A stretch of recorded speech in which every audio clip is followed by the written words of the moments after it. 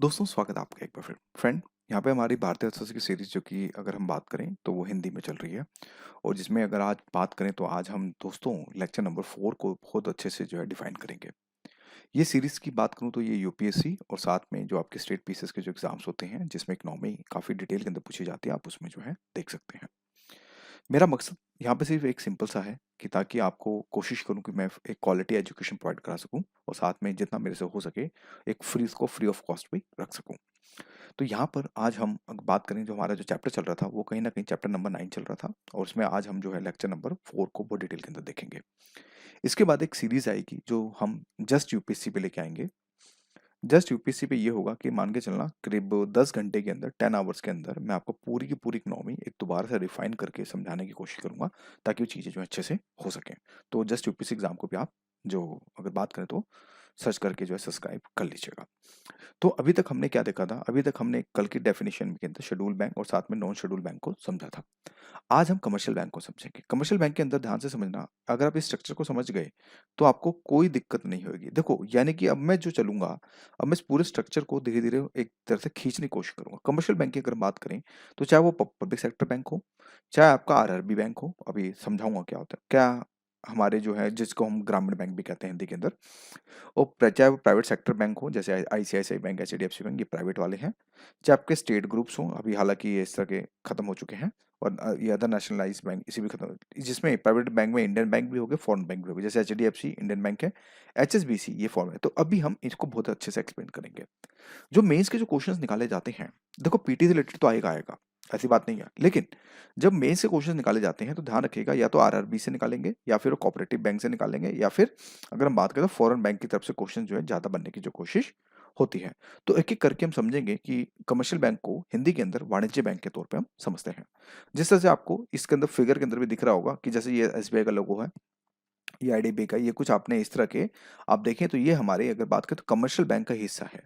यानी कि देखो टॉप पे जो अगर हम क्लासिफिकेशन करें तो कमर्शियल बैंक हो गए, फिर उसके अंदर कोई प्राइवेट बैंक होगा, कोई सेमी प्राइवेट होगा, या फिर कोई मतलब गवर्नमेंट बैंक होगा, नेशनलाइज बैंक होगा। तो इस तरह से हम चीज़ों को देखते हैं। तो आज हम इसमें ये देखेंगे कि कमर्शियल बैंक क्या होते हैं, तो उसको जो है थोड़ा सा समझने की जो कोशिश हम अच्छे से करते हैं। देखो वाणिज्य बैंक में इसमें ये होता है कि ये वित्तीय संस्थान है, यानी कि एक तरह से बात करें ये भी एक तरह से कंपनी है भाई, राइट? कोई भी बैंक देखा जाए जिसमें 51% अगर कोई किसी का गवर्नमेंट का शेयर अगर लग जाता है, 50+%, ठीक है? तो वो चीज़ अगर मान लो गवर्नमेंट में 50+ अपनी पूंजी लगा देती है, तो वो एक तरह से गवर्नमेंट के तौर पे हम सोचते हैं कि हाँ, गवर्नमेंट के अंडरटेकिंग में चीज़ें आ जाती हैं। तो वाणिज्य बैंक में एक तरह से वित्तीय संस्थान है जो ऋण देने, जमा स्वीकार करने, ऋण देने भाई, लोन ले लो, लोन ले लो, लोन ले लो, इस तरह से चीज़ें। जमा स्वीकार करने, जब आप जाते हो तो आपको चेकबुक मिल जाती है, आप पैसा सबमिट करते हैं, आपको ये लगता है कि हाँ, भाई हमारा पैसा सेफ है। तो उस कंडीशन में जमा स्वीकार करने, साथ में व्यावसायिक संगठनों को अन्य बुनियादी वित्तीय सेवा प्रदान करने कि भाई ये सर्विस है, वो सर्विस है, मतलब अधिक सर्विसेज प्रोवाइड कराते हैं, बैंक लॉकर्स प्रोवाइड कराते हैं, करंट अकाउंट देते हैं, एफडी देते हैं। तो ये सब क्या है ये? अगर बात करें तो ये हमारी एक तरह से वित्तीय सेव मतलब कि एक तरह से वित्तीय सेवाएं ही जो हमें देखने को मिलती हैं। जैसे कि नाम से पता चलता है कि ऐसे बैंकों का मुख्य उद्देश्य ऋण प्रदान करके उनमें से ब्याज अर्जित करके लाभ अर्जित करना होता है। यानी कि ये देखो ये बैंक होते क्या हैं? ये भी क्या करते हैं?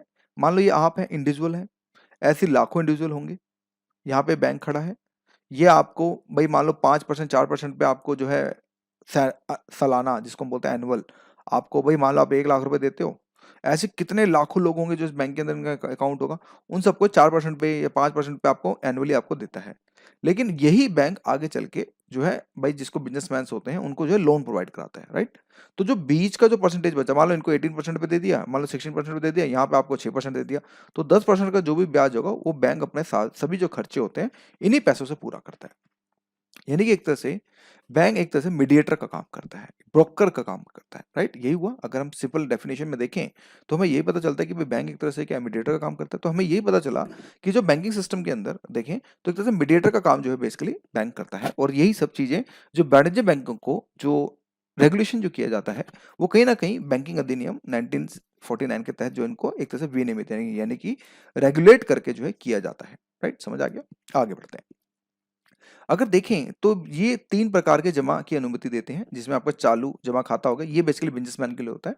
चालू जमा खाता देखो दोस्तों, करंट अकाउंट वो होता है कि जैसे कि मान लीजिए आप हैं, आपका छोटा-सा बिज़नेस है, मान लो चार्जर बनाने की कंपनी है आपकी। भई आपको डेली बेसिस पे बैंक जाना होगा, आपको फंड्स देखने होंगे, निकालने होंगे, ट्रांसफर करने होंगे। तो ये बेसिकली बिजनेसमैन वालों को दिया जाए, मतलब जो बिजनेस प्रोफेशनल, एक होता है सावधि दी खाता, जमा खाता, जो एक फिक्स डिपॉजिट हो गए, तरह तरह के डिफरेंट डिफरेंट टाइप्स के होते हैं कि भाई आप 1 लाख रुपए रखो, हम आपको 1 साल के बाद या फिर 1.5 साल के बाद इतने इंटरेस्ट पे देंगे।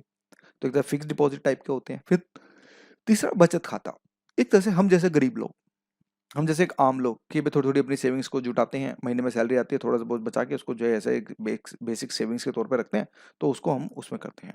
वाणिज्य बैंकों के प्राथमिक कार्यों में जमा स्वीकार करना, नगद और उद्यमियों को, व्यवसायिक संगठनों को ऋण और अधिक प्रदान करना, यानी कि जो मैंने आपको पहले बताया वही सब चीजें जो है यहाँ पर दी जाती है। इसके अलावा हालांकि ओवरड्राफ्ट सुविधा है। ओवरड्राफ्ट सुविधा क्या होती है?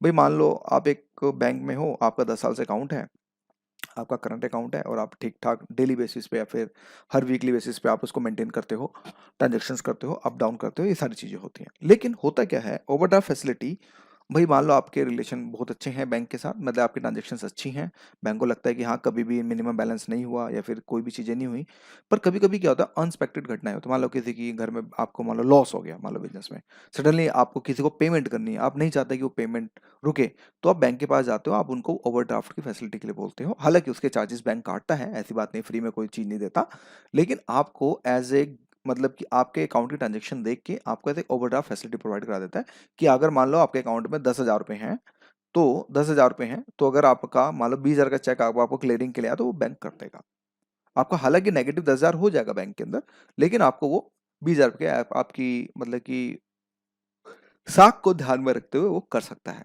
अब कुछ लोग ऐसे भी होंगे, सर ठीक है अगर ऐसा है तो मैं तो हर जगह बैंक खोला। भाई देखो, जो बिजनेस होते हैं वो ऐसे नहीं होते कि आपने एक जगह ओवरड्राफ्ट ले लिया तो दूसरी जगह, भाई आपका पैन कार्ड जो होता है, पैन कार्ड से आपको कहीं पे भी ट्रेस किया जा सकता है, क्योंकि पैन कार्ड एक यूनिक कोड होता है दोस्तों, ध्यान रखिएगा। पैन कार्ड से ही आपको मतलब की चीज़ों में पता चल जाती हैं कि आपके कितने अकाउंट्स हैं, कितने नहीं हैं, क्या क्या चीज़ें हैं, वो सारी चीज़ें पैन कार्ड के थ्रू पता चल जाती हैं।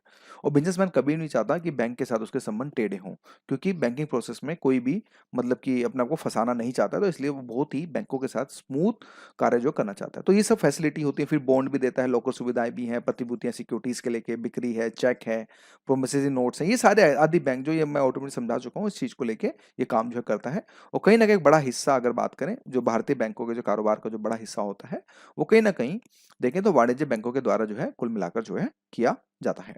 तो इस तरह से देखें, वाणिज्य बैंकों को अगर हम देखें तो हमें 4 पार्ट्स में हम डिवाइड कर सकते हैं, जिसमें से आपका पब्लिक पब्लिक बैंक्स हो गए, पब्लिक सेक्टर बैंक्स हो गए, पीएसबी जिसको कहते हैं, फिर आपका पीएसबी कहते हैं, ठीक है, आपके पब्लिक सेक्टर बैंक्स हो गए, प्राइवेट बैंक्स हो गए, आपके फॉरेन बैंक्स हो गए, और आरआरबी ग्रामीण क्षेत्र। अब हम इनको डिटेल के अंदर अब हम समझने की कोशिश करेंगे कि public sector banks, private banks, foreign banks और आरआरबी को हम कैसे के देखते हैं। फटाफट इसको फटाफट देख लेते हैं, क्योंकि देखो पता है, आपको भी है, हमें भी पता है, जहाँ पे मुद्दों की बात होगी हम वहाँ पे मुद्दों की बात करेंगे, लेकिन अभी टॉपिक थोड़ा खींचने वाले हैं, तो इसको समझते हैं।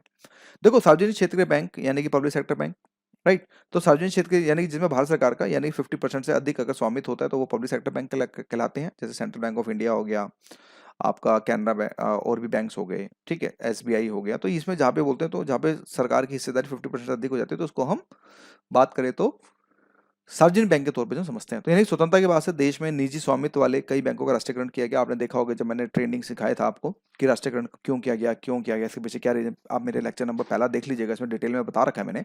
तो यहाँ पे यही बताया गया कि राष्ट्रीयकरण कर दिया गया था। और अगर बात करें तो उस समय देखें तो ये देश के बैंक के कुल बैंकिंग कारोबार का लगभग 9% हिस्सा जो होता है, देखते देखें तो पब्लिक सेक्टर बैंक ही जो है कुल मिलाकर जो है कवर करते हैं। फिर हालांकि ये जो बैंक है सरकारी स्वामित्व में होते हैं, इसलिए जमाकर्ताओं पे एक तरह से विश्वास भी होता है कि उनका जो पैसा है वो कहीं ना कहीं सरकारी सुरक्षा में। आपने देखा होगा मैक्सिमम लोग जो होते हैं, देखिए हालांकि अब आपके भी प्राइवेट बैंक में क्यों ना हो, लेकिन कहीं ना कहीं आपका एक अकाउंट सरकारी बैंक में जरूर होता है, क्योंकि देखो ये बात हकीकत है दोस्तों कि सरकारी बैंक में विश्वास होता है, क्योंकि सरकार का पैसा है। तो सरकार के पैसे के कारण ये मतलब कि सरकार के मतलब कि सरकार इसकी रख, रख मतलब कि रक्षा करेगी। तो उस कंडीशन के अंदर ये पता चलता है कि कहीं ना कहीं लोगों का जो विश्वास होता है सरकारी बैंक की तरफ आज भी ज्यादा है as per the private bank. और कहीं ना कहीं हम बात करें तो इनका जो आधार होता है, जो प्राइवेट सेक्टर जो पब्लिक सेक्टर बैंक्स होते हैं, उनका जो आधार होता है काफी बड़ा होता है एज कम्पेयर टू जो आपके जो प्राइवेट बैंक होते हैं उसके थ्रू। हालांकि देश की बैंकिंग संरचना के पुनर्गठन और पुनः परिभाषित करने के उद्देश्य से भारत सरकार ने 2021 में 10 सार्वजनिक क्षेत्र के बैंकों को 4 में विलय कर दिया गया। ठीक है, जैसे कि हमने देखा कि विलय की प्रोसेस को भी समझेंगे आने वाले टाइम में। तो हमने ये देखा कि विलय में आपने देखा कि भाई जो 4 बैंकों को विलय कर दिया गया, और 17 से मतलब इससे पहले 2017 में भारतीय स्टेट बैंक को अपने सहयोगियों और भारतीय महिला बैंक के साथ भी जो है इसको विलय कर दिया गया। साथ में हमने ये भी चीज़ देखा कि 2019 में देना बैंक और विजय बैंक को बैंक ऑफ बड़ौदा के साथ विलय कर दिया गया।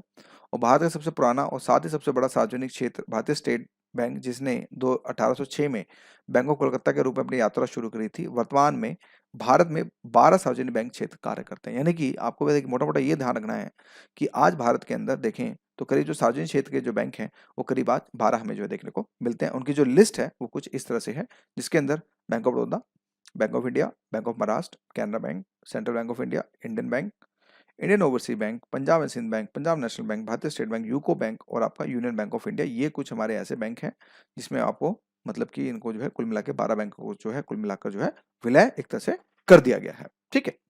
इसके बाद दोस्तों अगर हम देखें तो अब देखो, अभी तक हमने जो कमर्शियल सरकारी बैंक की तरफ देखा तो हमें अभी कुछ मुद्दे भी हमें देखने को मिलते हैं। हालांकि हमने प्राइवेट नहीं समझाया, लेकिन बैंकिंग क्षेत्र में कुछ हमें मुद्दे भी देखने को मिलते हैं, जिसके अंदर एनपीए की समस्या देखने को मिलती है। ये एक नई सीरीज आएगी, उसमें मैं समझाऊंगा एनपीए। आप ऐसे समझें कि गैर निष्पादित आस्तियां होती हैं, यानी कि बैंक जो होता है एक तरह से क्रेडिट के तौर पर देखें तो मुनाफा कमाना एक तरह से बंद कर देता है। दूसरा हमें ये भी देखने को मिलता है कि एक तरह से ऋण की व्यापकता हमें ज्यादा देखने को मिल जाती है। शिकायत निवारण तंत्र जो होता है वो इतना अच्छा, अगर बात करें तो हमें इतना कोई खास जो हमें नहीं देखने को मिलता है। फिर इसी जैसे और मुद्दे अगर हम देखें तो हमें ये चीजें, एक मिनट में सिस्टम हैंग हो रहा है, चलो कोई नहीं, कंटिन्यू करेंगे इसको आगे। ठीक है, तो देखेंगे, कोई नहीं, थैंक यू।